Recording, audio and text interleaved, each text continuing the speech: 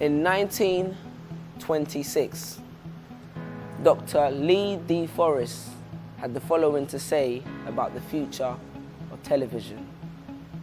Although technologically and theoretically television is feasible, commercially and financially it is an impossibility, and a development of which we waste little time dreaming.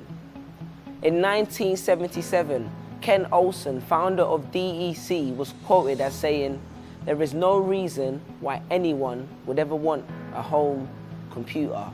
In 1876, Western Union rejected the telephone, saying, "The idea is idiotic on the face of it, and we would not recommend its purchase." What did Instagram see that Kodak didn't? Because Kodak at its peak had about 140,000 employees, when Instagram, with only 13, recently sold for about $1 billion.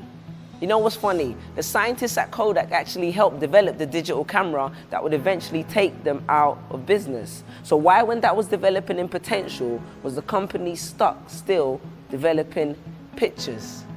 Something that you created ends up becoming one of your biggest opponents. Man, looking back through the timeline, that must have been one hell of a Kodak moment. HMV, one of the world leaders in its field at its peak, recently faced bankruptcy. And what do you expect? I mean, I don't condone piracy, but one phone call to my friend Jesse, and for about £10 in under 6 hours, I could probably have the whole of HMV on a USB. I mean, it's 2014. Are you realistically still trying to sell CDs?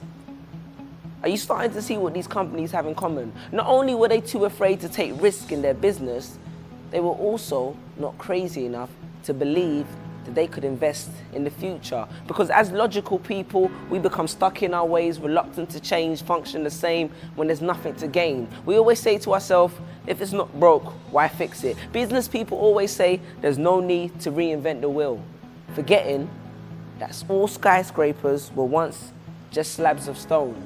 Google was once just a scrap of codes. Ironically, if you look at it from a perspective that's logical, the only true path to your dreams is to perceive what others deemed illogical. I can bet you right now that it's not too far-fetched that there's a kid in an apartment creating some kind of app that will disrupt your industry and put your job in the past tense simply because he's still crazy enough to believe in the scenes he saw in Star Trek. Because it's only crazy people that embrace what others tend to fear. I bet Kodak wished they'd had someone standing at the end of the line with a sign saying the end is near. Because how many times have you passed on new opportunities in your business when you could have been exploring them? Thinking, this worked in the past, so there's no need for me to hop in the DeLorean. But you see, everything that you saw in Star Wars and used to believe in and labeled insanity is now a potential reality. Well, except for the lightsaber. But I do have this one idea with a broom handle and a laser. Any serious investors watching, we can discuss that later. All I'm saying is that as new entrepreneurs, we all start off as crazy. But as time goes on, we learn to put our guns on safety, and we never really realize when it's happening. For instance, a man sent me an email titled, "Why I Hate the Internet." He said to me he felt the internet was harmful and it was killing human interaction. He said he'd seen my video on YouTube and wanted to discuss it further on Skype. He said I could find more details about his campaign on his website and I should check his LinkedIn profile to see that he was justified. He ended the email by asking if I could follow him back on Twitter. It's kind of like when you look around and wonder why all your friends are getting married or having kids when you're just too afraid to admit to yourself that you're actually getting old. But this just is not about people's reluctance to take risk in business, but also people's unwillingness to take risks in life. But when you look at the world, you'll see that old ideas saved it, current ones sustained it, but it's the crazy ones that changed it. If you don't change, you don't grow. If you don't grow, you aren't living.